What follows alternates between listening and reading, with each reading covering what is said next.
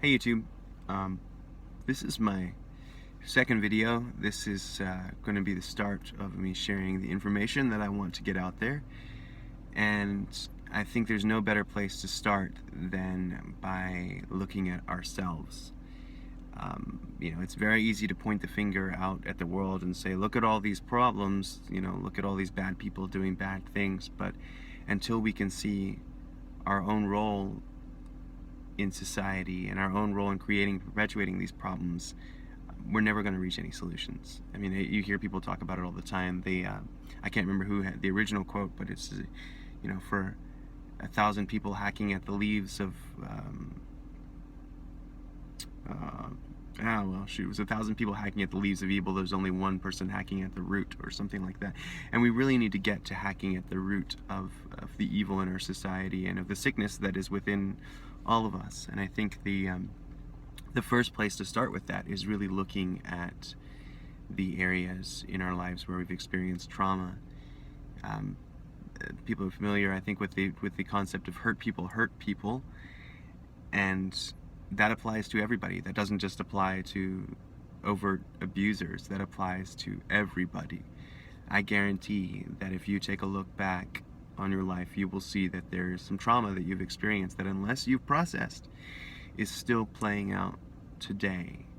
And it plays out in our unconscious programming. It plays out in the way that we respond to things. It plays out in the way that our ego attaches to certain things and requires certain behaviors from us and from those around us. And when those behaviors aren't met, we feel upset. We feel like we've been wronged somehow, without realizing that it's our own subconscious programming that's driving us to feel that way. So the question becomes, how do you heal from these traumas? And it starts with taking a look at them.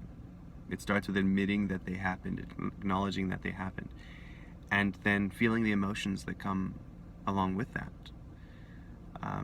And when I say feeling those emotions, I mean actually allowing them to come up within you.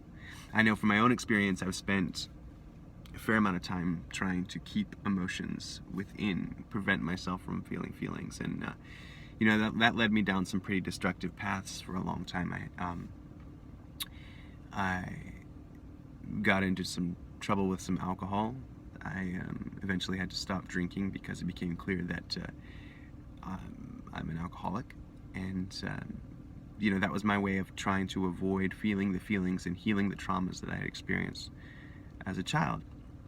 Now, for some people, it's not that severe, right? It doesn't manifest in them in addiction or alcoholism or any overt abuse, or sometimes people just take it out in the gym, or they take it out in obsessive working, or they take it out in overeating, or they have all these other ways of preventing themselves from feeling the feelings that they have.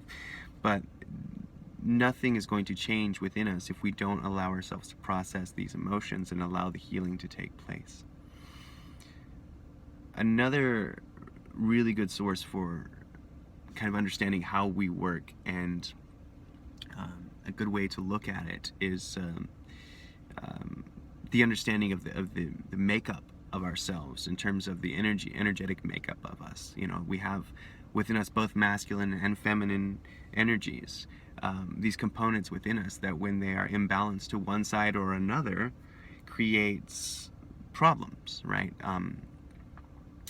I first caught onto this concept with a researcher named Mark Passio, who's an incredible guy, and I'll link to his stuff. His What on Earth is Happening website is just a tremendous resource, and so I'll probably end up speaking about that a lot as I share more information. But really, starting out with our own healing that needs to take place, looking for our own imbalances. Are we imbalanced to the masculine side of things? Are we imbalanced to the feminine side of things? Both of these are required, and they're required to be in balance for us to move forward in alignment. And what does it mean to move forward in alignment? It means that our thoughts and our feelings and our actions are all in harmony with each other. And the only way we can do this is to come into balance within ourselves. So there's tools for doing that, right? Meditation is a tool for doing that. Yoga is a tool for doing that. Therapy is a tool for doing that. All of these things that allow us to kind of work through our emotions, to come back to the center of who we are, and to bring these seemingly opposing forces within us into balance. there's a lot of tools for that and how to do that. But first and foremost, that is what needs to be done before we can start looking outside and looking at the things that other people are responsible for. You know, as a result of my alcoholism, I entered into a 12-step program, and that's been very, very helpful for me. It's not for everybody, but in there I learned some tools for processing some of the emotions that I have, processing some of the traumas that I experienced as a child, and the importance of healing beyond those things. So that's been a resource for me. That's not for everybody. There are other resources out there, but really this video is just about trying to emphasize the priority of working from ourselves outward, right? The next stage is how we act to those that are close to us. What is our relationship like with our families?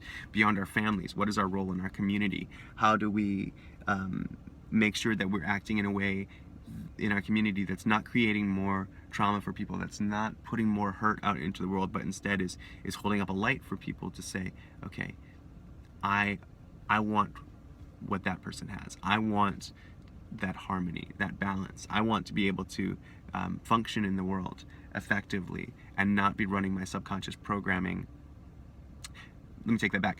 Not being completely run by my subconscious programming, because the programming is always running, right? It just depends what program is running. And so if you're not conscious about your unconscious, in a sense, if you haven't consciously worked through those emotions, then those things are going to be running you. But if you can work through them, then you can start to see how they might impact your life and how they might push you to behave one way in a certain situation, another way in another situation. Once you heal past that, and I'm not saying that I've healed all of my traumas, I think it's an ongoing process, honestly, because we're always going to be encountered with new things, and our ego is always going to want to try and latch onto things and say, create new traumas for us. However, there are some basic ones that we experience as children that can impact us and set us off on a different path, and healing through those things is extremely important for us to be able to then look out and how we make change in the world. So I'm going to link to some resources below.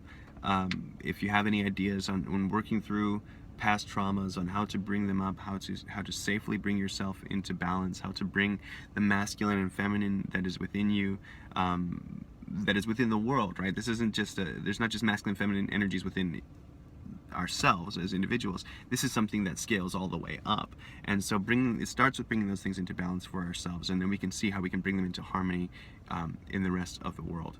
So yeah, I hope that you find that helpful. Again, if you have any resources or tools for dealing with trauma and healing, please leave them in the comments. Otherwise, I'm going to link to some resources down below, and have a good day.